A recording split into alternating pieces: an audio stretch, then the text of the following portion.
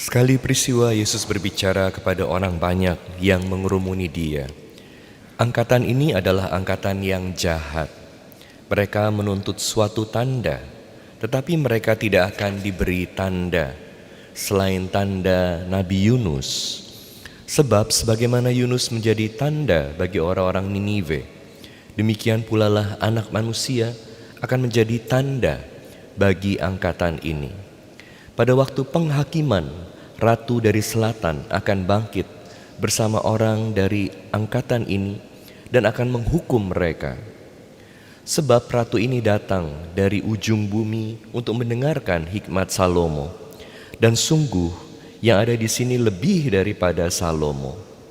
Pada waktu penghakiman, orang-orang Niniwe akan bangkit bersama angkatan ini dan mereka akan menghukumnya.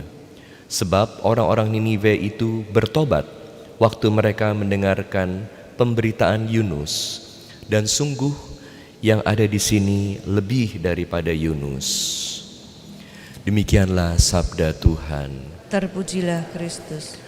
Saudara-saudari sekalian terkasih dalam Kristus, tanda adalah bagian yang penting dalam hidup kita sebagai orang Katolik. Ketika kita membaca kitab Yohanes, Injil Yohanes, bagian pertama dari Injil Yohanes disebut sebagai kitab tanda. Karena apa?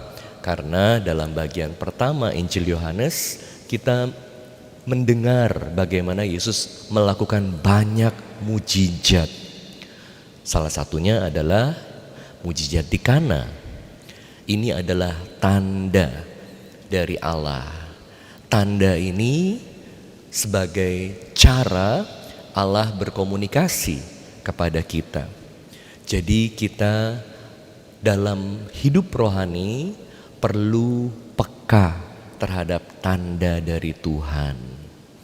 Dalam Injil hari ini kita juga mendengar bagaimana orang-orang Farisi meminta tanda. Tetapi Yesus mengatakan mereka tidak akan diberi tanda. Kenapa? Karena kekerasan hati mereka.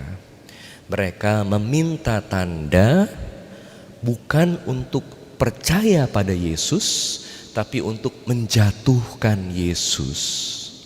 Jadi kalau kita minta tanda yang meminta dengan tulus dari hati kita karena kita mau membangun relasi yang baik dengan Tuhan, karena kita mau membuat keputusan sesuai dengan kehendak Tuhan.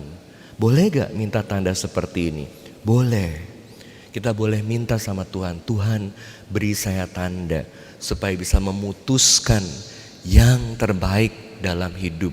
Karena saya mau berjalan sesuai dengan kehendak-Mu. Tapi kita juga perlu ingat, meminta tanda saja tidak cukup. Karena seringkali kita tidak mampu mengenali tanda yang Tuhan sudah berikan kepada kita. Karena kita berkeras hati. Udah maunya, ya maunya. Tuhan udah berkomunikasi dengan kita supaya jangan ambil langkah itu, supaya ambil langkah yang lain. Tetapi karena kekerasan hati kita, maunya yang ini, ya ditunggu sampai ada tanda ini, ya dicari sampai benar-benar ada tanda. Supaya kalau melakukannya bisa katakan sama Tuhan, Tuhan kan Kau yang kasih tandanya. Padahal ini bukan dari Tuhan, tapi dari kemauan kita sendiri. Seperti orang-orang Farisi. Jadi kita juga perlu berdoa, doanya gimana? Tuhan mampukan saya untuk bisa melihat tanda dari-Mu. Supaya bisa mengenali tanda dari-Mu. Anda lihat bagaimana orang-orang Farisi ini sudah diberi tanda dari Tuhan. Apa tanda yang Tuhan kasih? Kalau dikatakan tanda Yunus itu apa? Tanda Yunus ini kan, Yunus ada di perut ikan 3 hari 3 malam, tapi masih bisa hidup dan bisa menyampaikan pesan Tuhan kepada orang-orang di Niniwe. Itu tandanya. Yesus 3 hari 3 malam di perut bumi dalam kematian, kembali, bangkit, hidup, mewartakan sabda Tuhan. Tapi pertanyaannya, orang-orang Farisi ini bisa mengenali tanda tersebut, bisa bertobat, bisa ikut Tuhan karena kekerasan hati mereka. Walaupun tanda ini sudah begitu luar biasa dahsyat diberikan kepada mereka, mereka tidak bisa bertobat. Mereka hanya memilih apa yang mereka mau pilih. Jadi minta sama Tuhan, Tuhan beri saya tanda, dan terutama beri saya kemampuan untuk bisa melihat tanda itu. Kemampuan untuk bisa melihat komunikasi yang Kau berikan pada saya, walaupun lewat berbagai hal yang sangat sederhana dalam hati saya, dalam hidup saya, supaya saya bisa berjalan sesuai dengan kehendak-Mu. Karena itu yang saya minta, berjalan sesuai kehendak Tuhan. Minta dengan ketulusan, dan Tuhan akan memberi terang supaya kita berjalan dengan benar dalam jalan Tuhan. Amin.